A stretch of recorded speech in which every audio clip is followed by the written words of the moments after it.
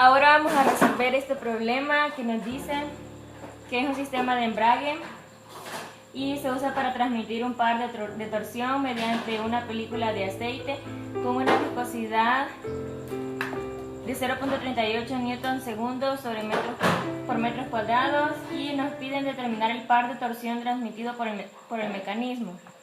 Esta es la flecha impulsada y esta es la flecha impulsora. Nos dice de que cuando la flecha impulsora gira a una velocidad de 1450 revoluciones por minuto, se observa que la flecha impulsada gira a 1398 revoluciones por minuto. Entonces nos están dando las velocidades angulares y nos piden encontrar el par de torsión transmitido. Entonces, como datos nos dan el diámetro de las flechas, la distancia entre las dos superficies, que es 3 milímetros, la viscosidad y las velocidades angulares de cada una de las flechas. Entonces, iniciamos por plantear lo que nos están pidiendo, el torque transmitido.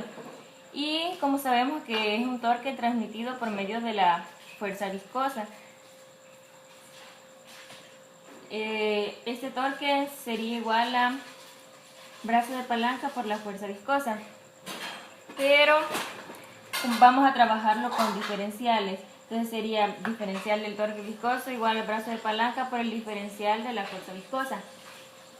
De videos anteriores podemos ver, y también usando la fórmula de fuerza viscosa, sabemos que el diferencial de fuerza viscosa es igual a la viscosidad por el gradiente de velocidad por el diferencial del área.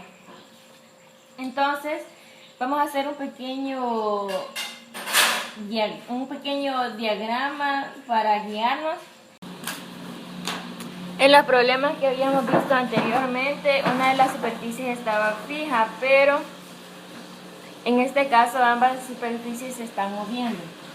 Para entender un poco mejor el problema, vamos a hacer un pequeño diagrama de velocidades, pero en un instante. Digamos que este es el punto 2, este le vamos a llamar 2 y aquí este le vamos a llamar 1. Entonces, la velocidad tangencial, digamos,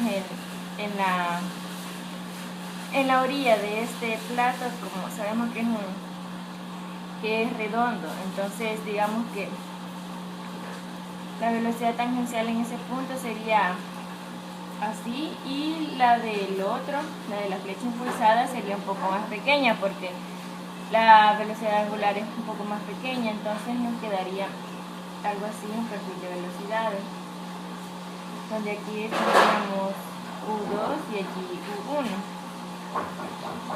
Entonces vamos a comenzar a desarrollar cada uno de los términos de la ecuación. Vamos a comenzar con el gradiente de velocidad.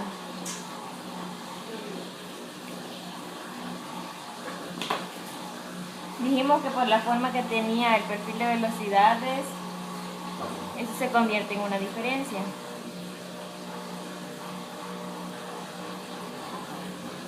Y están separados una distancia L.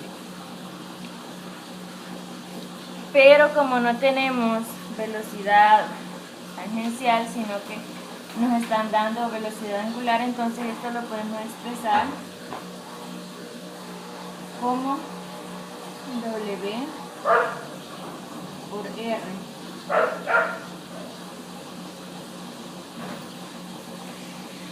Pero esta R que está aquí sería una R cualquiera, porque no podemos poner de un solo la distancia R que tienen los platos, ya que estos están girando. Entonces en este punto tendría una velocidad tangencial un poco más grande, aquí más pequeña, aquí más pequeña, aquí más pequeña. Entonces por eso vamos a usar una distancia R, que sería una distancia cualquiera, y eso lo vamos a integrar. Entonces ya tendríamos, esto lo podemos sacar como factor común. Entonces ya tenemos nuestro primer miembro de la ecuación. Luego vamos con el diferencial de área.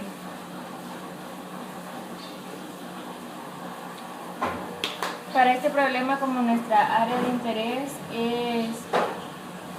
es algo como esto, son como algún tipo de plato, se podría decir. Entonces vamos a sacar un pequeño diferencial de área así.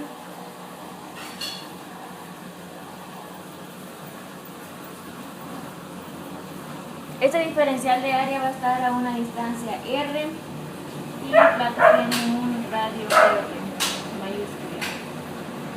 Vaya, este diferencial de área va a ser un pequeño diferencial de R.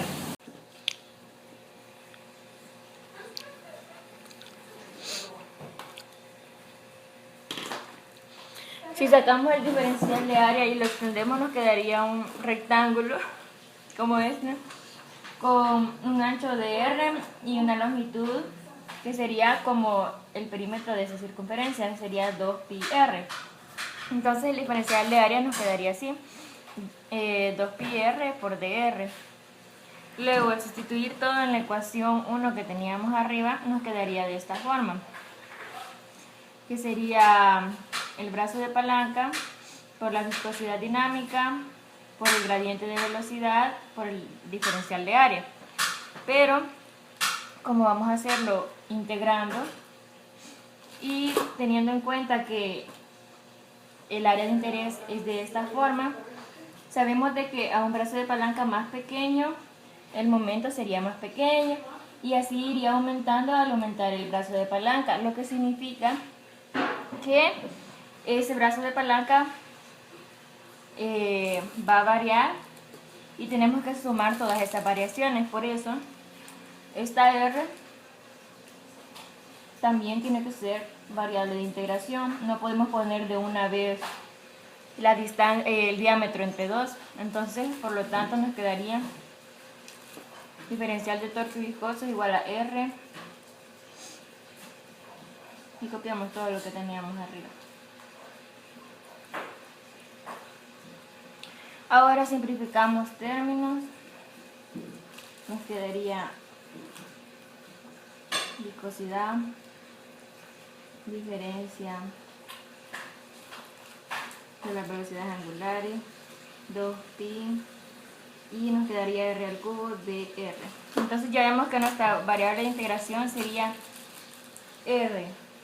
Entonces vamos a integrar de 0 al torque de viscosa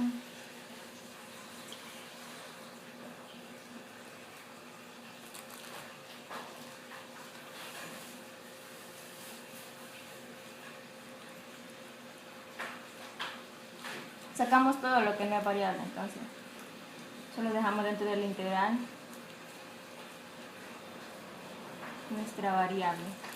Entonces aquí vamos a integrar de 0 a r, es decir, ya de 0 hasta la distancia r, desde que el radio vale 0 hasta que toma el valor de r.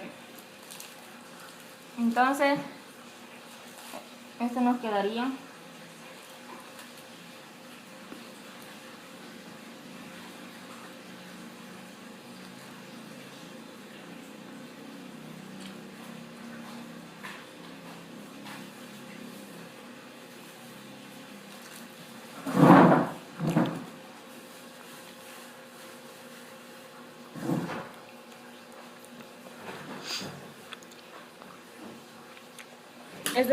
de esta forma.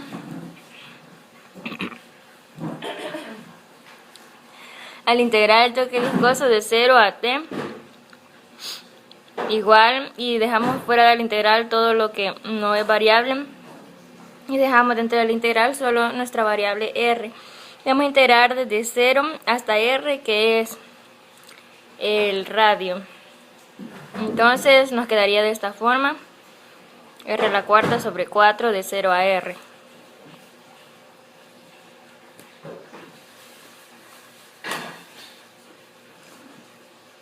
Nuestra expresión nos quedaría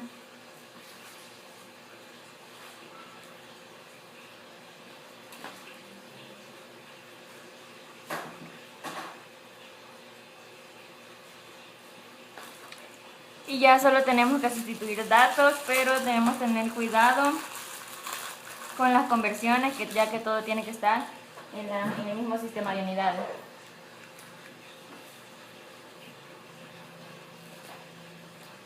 Entonces, W2 menos W1 sería igual a 1450 RPM. Eso nos da como resultado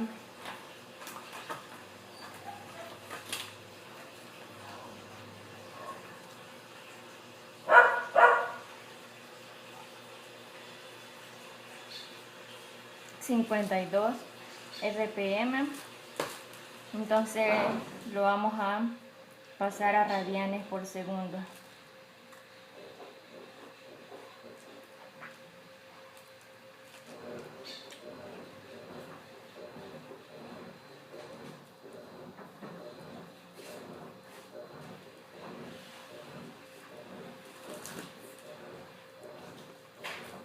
Sería de 5.44 radianes por segundo.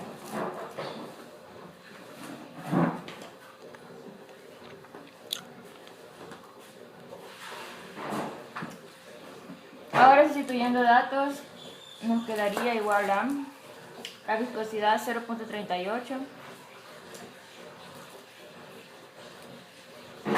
W2 menos W1 5.44 por 2pi por el radio, que sería el diámetro entre 2, es decir 30 centímetros entre 2, convertido a metros 0.15 a la cuarta,